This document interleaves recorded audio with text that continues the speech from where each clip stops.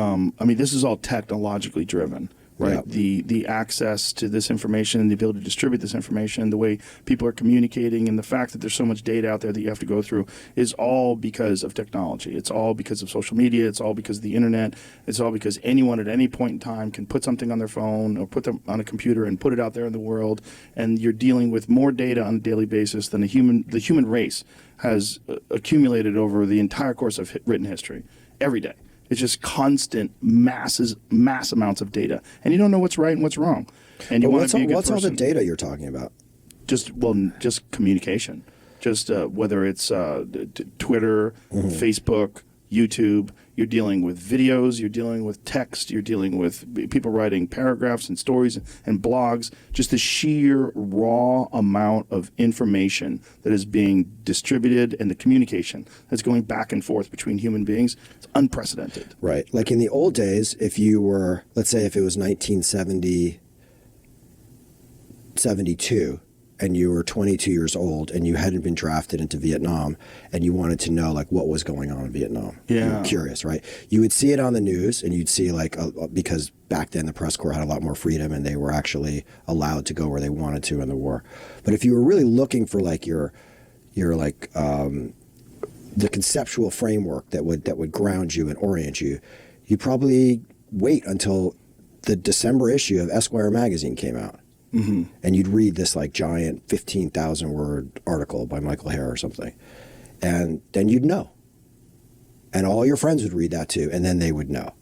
And that's what I'm talking about. That sort of like centralization of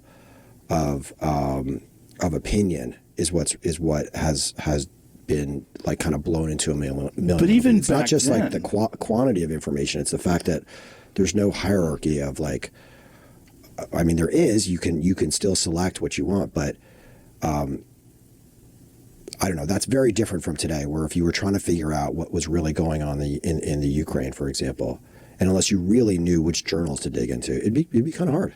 I think I think it's very hard now, but I think maybe it might be easier now if you're objective. I think back then it was just as hard. During the Vietnam War, have you ever seen William F. Buckley debate Noam Chomsky? Mm-hmm. Fascinating. I mean, that's something that's gone too, right? Yeah. Where's that level of public intellectual discourse? Oh, yeah. Yeah. Those guys were like, yeah. It's an amazing conversation watching them go back and forth. And then there's, Gore Vidal and William F. Buckley and those classic series of debates they did on television, which is that great book, or great film, rather. What is it called? Something Enemies? Best of Enemies or something like that? What? The doc you're talking about? Yes. Yeah. About that series of debates that they did on television. They were trying to, display both the left and the right and have them have some sort of a discourse about it on television. It turned out to be riveting. Yeah. And they did it just because they were failing. They're like, fucking throw anything up there. Let's get these guys to talk. And it turned out to work very, very well.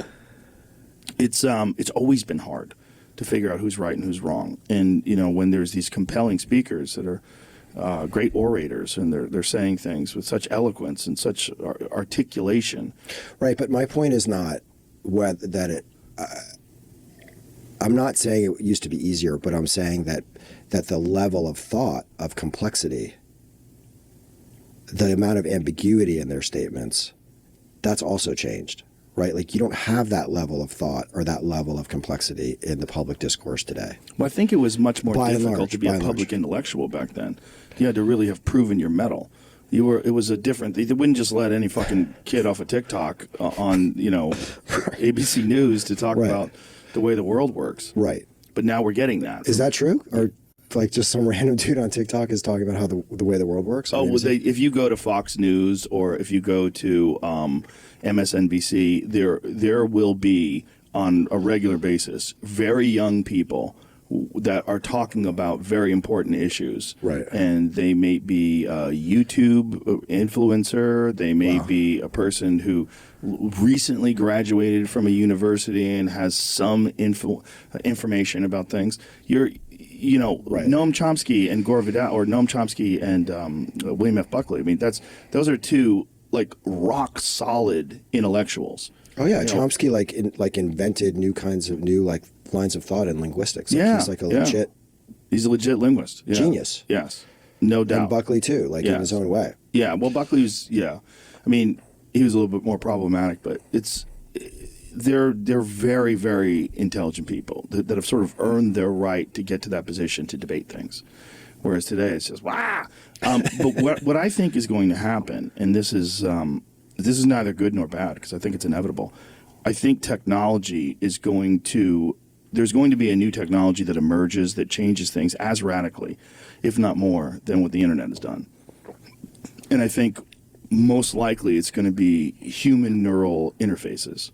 Okay. And those are around the corner, and they're going to be here before you know it, and they're going to sneak up on us just like the internet snuck up on us. What is that exactly? That's the chip in your head or something? Yes. They're going to use it initially for people with ALS and various injuries and diseases, and where they can't control their muscles anymore, and it's going to rewire the way the human mind interacts with the physical body. But I think ultimately it's going to remap the way people communicate with each other. And in Elon's words on this podcast, he said, "You're going to be able to talk without using words." Are we going to miss this?